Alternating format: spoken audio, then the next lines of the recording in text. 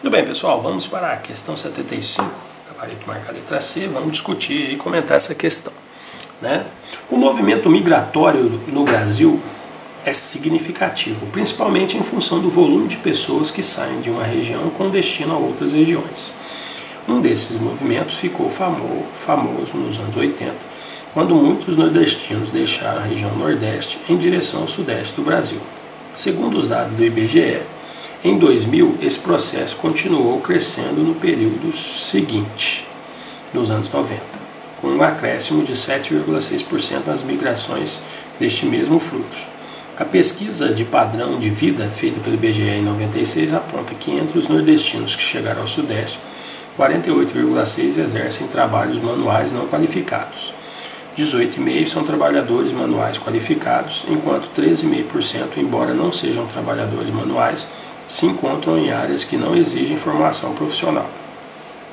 O mesmo estudo indica também que esses migrantes possuem, em média, condições de vida e nível educacional acima dos seus conterrâneos e abaixo dos cidadãos estáveis no Sudeste. Beleza pura. Então vamos ver aqui.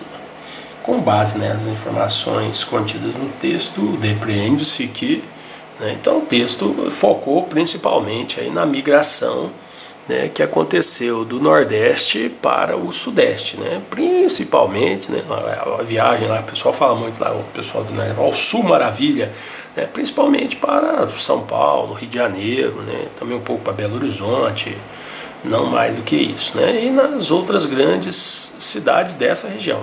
Para o Sul mesmo não foram muitos não, né. Então vamos ver o que a gente pode dizer de cada alternativa, né? Letra A. O processo migratório foi desencadeado por ações de governo para viabilizar a produção industrial no Sudeste.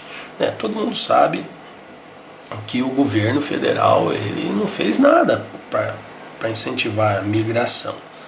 Aliás, como sempre, né?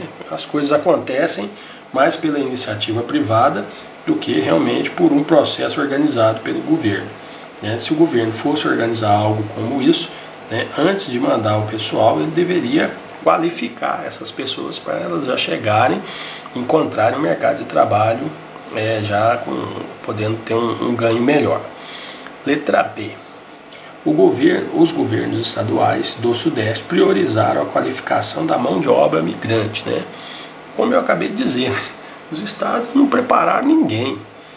Você vê que quem trabalha para preparar a mão de obra são o sistema S, Senai, SEST, SESI, que são das indústrias, não tem apoio quase nenhum do governo, aliás, o governo que pede, pelo amor de Deus, para que essas instituições façam isso para garantir uma mão de obra qualificada. Letra C. O processo de migração para o Sudeste contribuiu para o fenômeno conhecido como inchaço urbano. Realmente, as grandes cidades, o exemplo máximo é a cidade de São Paulo, ela ficou gigantesca, cheia de favelas, porque a construção urbana não deu conta do fluxo migratório, que foi enorme e rapidamente. Letra D, vamos ver.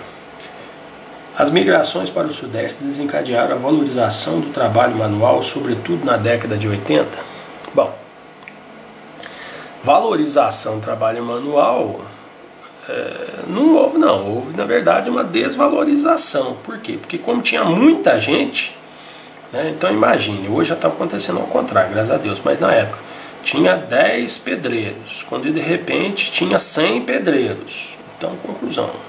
A indústria, em vez de pagar 1.000, começou a pagar 700, ou 600, ou 500.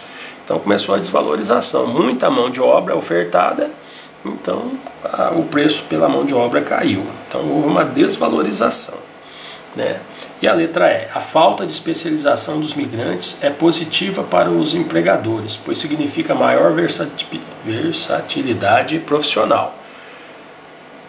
Mão de obra sem especialização, ao contrário, limita essa versatilidade.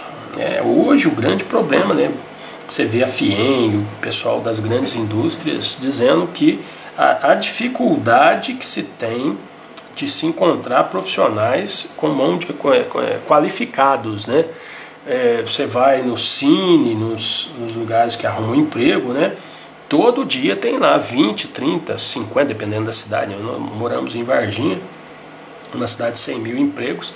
Você vai lá no Cine, no UAI, né, que é um lugar que aponta os empregos. Todo dia tem lá 20, 30, 50 vagas de emprego e que não são preenchidas porque não tem mão de obra qualificada. Então, nessa época, a mesma coisa, né? Na década de 80 e 90 o Brasil estava se industrializando menos do que hoje. Hoje até deu uma parada nesse ano especificamente, porque sem apoio a concorrência internacional é muito grande, né? Então o governo só aumenta os impostos, enquanto China, Coreia do Sul e a Europa vem diminuindo os impostos, não tem jeito, né? Nossas indústrias todas vão para lá. Esses dias eu vi a Alpargatas, né? Que faz as Havaianas e faz mais um punhado de outros sapatos, né, outras marcas de calçados, fechou no Brasil e abriu a fábrica na China, ou na Índia, não sei, né, e 8 mil empregos, ela simplesmente fechou e acabou, né. Não sei se é Alpargatas mesmo, sei lá, Azaleia, desculpe aí, não estou fazendo propaganda não, uma dessas marcas aí, tá? Então realmente a letra C, então tá vendo? Em alguns textos dá para se discutir bastante, né? Lógico que você na hora da prova não precisa ficar se discutindo com você mesmo isso tudo, né?